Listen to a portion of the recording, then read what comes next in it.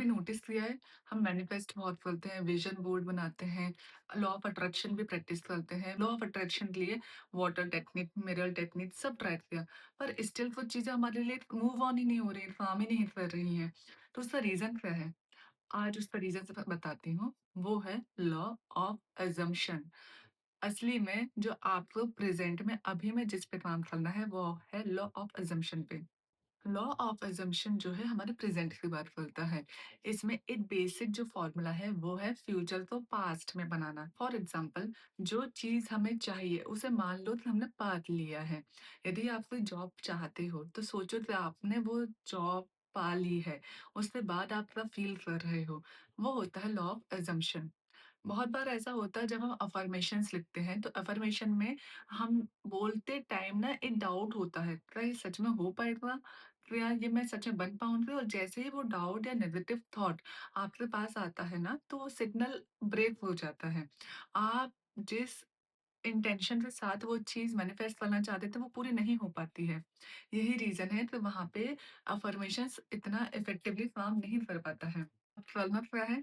एक एग्ज़ाम्पल और बताती हूँ। उसमें जैसे आप कोई स्टूडेंट हो, आप वो बोलते हो कि हाँ, इस बार मैं टॉप कर जाऊँगा या फिर मैं इस करियर में सक्सेसफुल हो जाऊँगी। पर यदि आपके मन में डाउट आया, तो वो जो सिग्नल है ब्रेक हो गया और यूनिवर्स लॉजिक नहीं समझता, आपके वाइब्रेशन समझता है। तो इसीलिए आपको इस चीज़ का बहुत ध्यान रखना है कि जब आप एकदम पॉजिटिव माइंडसेट में रहो, तभी आप वो चीज़ों को मैनिफेस्ट करो, उसको विजुअलाइज़ करो। अदरवाइज़ आप यूनिवर्स में नेगेटिव एनर्जी भेज दोगे और आपको पता भी नहीं चलेगा। ये सब तो थी प्रॉब्लम, पर अब इसका सॉल्यूशन क्या है? सॉल्यूशन मैं बताती हूँ। सबसे पहले तो एक चीज़ होती है डिज़ायर, एक होता है डिसीज़न। डिज़ायर और डिसीज़न जब हम मैनिफेस्ट करते हैं, अफ़र्मेशंस लिखते हैं, तो हमें डिज़ायर होती है, तो ये हम चाहते हैं। लॉ ऑफ असम्पशन में हमें बताते हैं डिसीज़न, निर्णय हो चुका है, फाइनल चीज़ हो चुकी है, तो आपको ये चाहिए तो चाहिए। एक स्ट्रॉन्ग विल पावर आ जाती है इसमें।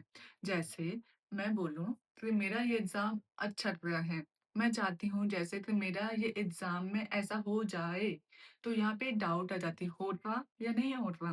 पर यदि मैं बोल दूँ, मुझे पता है मेरे 90 परसेंटेज आएँगे ही, 10th में, 12th में या जो भी आप एग्ज़ाम देना चाहते हो, एक फाइनल एक लाइन, एक डॉट रखो, उस पे फ़ोकस रहो, तो यहाँ से ही हमारी क्लियरिटी आती है ब्रेन में।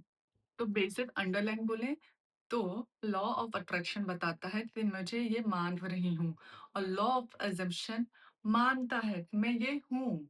ये बेसिक डिफरेंस है। तो यदि आपने कभी ये प्रैक्टिस ट्राई की है तो कमेंट में अपना एक्सपीरियंस ज़रूर शेयर करना। हो सकता है आपका एक्सपीरियंस सुन के दूसरे लोग भी इस प्रैक्टिस को फॉलो करना स्टार्ट करें और आपकी किसी के लिए इनडायरेक्ट वे में इतनी बड़ी हेल्प हो जाए। यदि आपको ये वीडियो पसंद आई हो तो वीडियो पे लाइक, कमेंट और शेयर करिएगा, और आप कौन से टॉपिक पे नई वीडियो चाहते हो तो उसके बारे में भी सजेशन प्लीज़ दीजिएगा। मिलते हैं आपसे नए वीडियो